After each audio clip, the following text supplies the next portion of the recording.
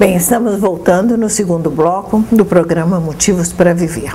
Hoje aqui no bate-papo, muito interessante, bastante informativo com o Dr. Alexandre Avelar, e falando um pouco das doenças do envelhecimento. Mas a gente não vai falar só de coisa ruim, sabe que eu não gosto disso, eu gosto de ser o lado mais positivo. De que maneira que a gente pode se prevenir e melhorar essa qualidade para que as doenças apareçam mais para frente ainda, porque inevitavelmente vai acontecer alguma coisa, né? Isso, os geriatras, gerontólogos, né, aquelas pessoas que estudam envelhecimento, e os geriatras, que são os médicos que tratam do envelhecimento, tem um conceito muito claro. Traduzindo o que você disse, chama-se compressão da morbidade. O que é isso? É comprimir a doença por uma fase bem posterior da vida, né? E, inclusive o conceito de terceira idade, Marília, que é tão usado, né? Usado e reusado às vezes de forma inadequada. Terceira idade é exatamente isso.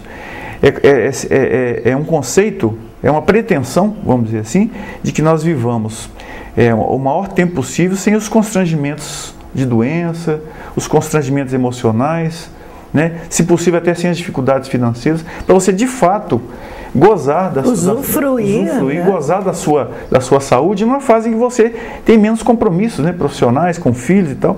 Então é isso que seria a terceira idade. Mas respondendo a sua pergunta, a compressão da morbidade então seria levar as doenças para uma fase posterior da vida, porque inevitavelmente nós não somos eternos, né? E não foge muito do tradicional. Não há uma pílula mágica que eu possa falar, olha, toma essa pílula que você está... Os alquimistas tentaram isso, né? A vida eterna, né? Ninguém conseguiu, né? Eu acho até que bom que não tenha conseguido a elixir da juventude. Eu também acho. Hoje que eu em especial, que estou envelhecendo, não acho graça nenhuma em ter vida eterna. Pois é, a gente brinca, né? O que a gente ia fazer com tanto tempo, né? Verdade. E com tantos problemas, né? E com quantos questionamentos, né? E o mundo ia ficar pequeno, né, para tanta gente. Bom, mas então, voltando ao que a gente dizia, então não há muito segredo, não existe a pílula da juventude.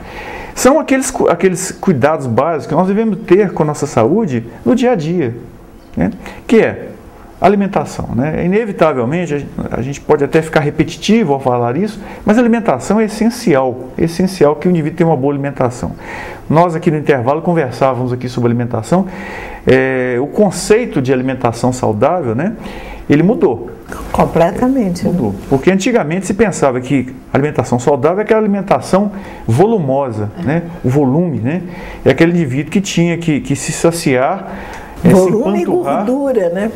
E até compreensível, porque a atividade braçal, imagina um fazendeiro, um lavrador, que tinha que passar o dia inteiro no cabo de uma enxada, ou esse indivíduo necessariamente tinha que comer muita gordura animal, né? Um lenhador finlandês, por exemplo, ele come quase 1 quilo de gordura animal por dia, hoje, nos dias de hoje, mas ele gasta certamente 3 vezes mais calorias do que nós, que trabalhamos de forma sedentária, né? Então é compreensível que algumas gerações anteriores tenham esse tipo de conceito. Agora, hoje não.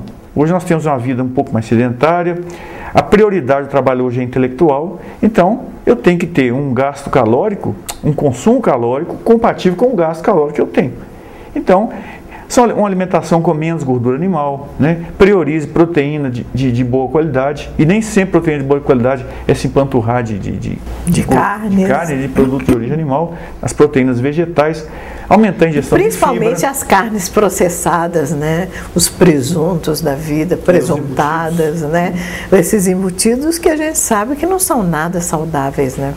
Quando a gente fala em carne, nós pensamos na gordura que vem com ela, a gordura animal, né? Não é abolir a carne, mas ter um cuidado no consumo de carne, reduzir principalmente o consumo de carboidrato.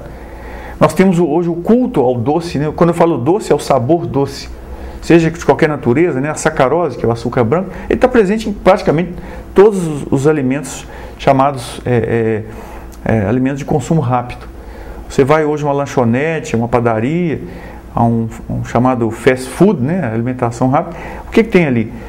É uma alimentação de absorção e consumo rápido.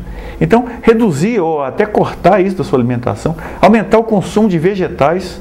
A cultura do consumo de vegetais hoje está sendo abandonada. Por incrível que pareça, eu estava lendo há pouco tempo na imprensa comum, O consumo de feijão do brasileiro diminuiu. Qual que era o nosso prato principal? Arroz, feijão. Feijão, né? Todo mundo comia, excelente combinação, tem proteína, tem carboidrato de excelente qualidade.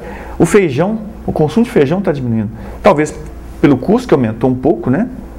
Mas eu acho que não, é que com essa cultura do fast food, foi se abandonando o arroz e feijão, né? A pessoa está na rua, está trabalhando, vai, come, e a própria fartura de opções, de escolha, chega e come, faz um prato enorme com coisas e esquece do arroz e feijão. A cultura de consumir a comida rápida e, como você diz, a facilidade. Hoje não é caro você, né? Quando nós éramos crianças, por exemplo, era impraticável. Nossa, aí no restaurante era muito chique. Ou comer um sanduíche, não, era uma coisa impraticável. Consumir um refrigerante, né? O refrigerante era nos domingos ou aquela macarronada com frango, né? Era o que era. Hoje, refrigerante praticamente virou um líquido de reposição, né? Então, esse cuidado com a alimentação, nós falávamos, a atividade física, que é outro aspecto importantíssimo, a prática diária de atividade física. E aqui, quando eu falo atividade física, eu não estou falando de exercício físico. Exercício físico é para aquela pessoa que opta por ter uma disciplina de horário, frequentar uma academia, praticar um esporte, que é excelente. Mas se a pessoa não tem essa aptidão, que ela faça atividade física. O que é atividade física? Abandonar o elevador. Abandonar o elevador e adotar a escada. Né? Se eu tenho que fazer eu tenho um compromisso no centro da cidade e eu tenho tempo disponível, deixa o carro em casa, vai a pé. Né? Por que eu tenho que usar todo o recurso tecnológico? Mas esse negócio do carro é uma coisa tão maluca. Eu conheço gente que sai de casa para ir um quarteirão, sai de carro e para na porta de onde tem que ir. Eu não entendo se isso é uma demonstração de poder, se isso é uma preguiça, porque é tão importante essa coisa do caminhar. Talvez, né? Eu acho que tem todos esses aspectos, mas tem um aspecto do automatismo. Também. Eu brinco sempre com as pessoas que nós temos muita coisa importante acima das sobrancelhas, que é o cérebro. É decisão. O automatismo para comer, para fazer atividade física. Você tem que criar você tem que contrariar o automatismo. Então, inevitavelmente, as pessoas já pegam a chave do carro, já vão, vai à padaria, já pega a chave. Opa, peraí, acho que eu vou a pé. Então, essa atitude de tirar a chave do bolso, colocar em cima do móvel e sair andando, é uma decisão. Né? É uma decisão. Eu quero uma pizza. Para que eu vou pegar o telefone e ligar para o Disque Pizza? Eu vou a pé, vou lá buscar a pizza. Eu marco lá, pode buscar e daqui a meia hora eu vou a pé, volto a pé, vai ficar até mais saborosa a pizza. Com certeza. Então, esse tipo de atitude, de atividade física, uma alimentação saudável, uma atitude mental, isso é outra coisa fundamental para se envelhecer bem. Ter uma atitude mental positiva, sempre buscar conceitos novos, né?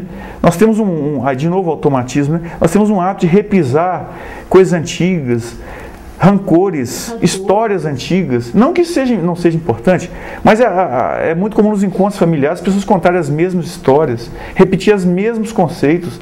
Então, será que os meus conceitos não têm que ser renovados? Sabe, Alexandre, eu falo sempre, tem uma frase que eu acho que tão inconcebível: eu sou assim e não vou mudar. E a pessoa vai repetindo isso pela vida e não muda mesmo. E vai ficando com aquele rancor absurdo, aquela situação de eu não esqueço as coisas, fulano me fez isso assim, assim. Aquilo vai se transformando numa espécie de bilis dentro dela, de raiva, de ódio, né? Que vai trazendo um lado extremamente negativo para a saúde, né? Eu acho que você é o portador daquilo, né? Aquela emoção ruim, você é o portador dela, então ela faz mal para você, né?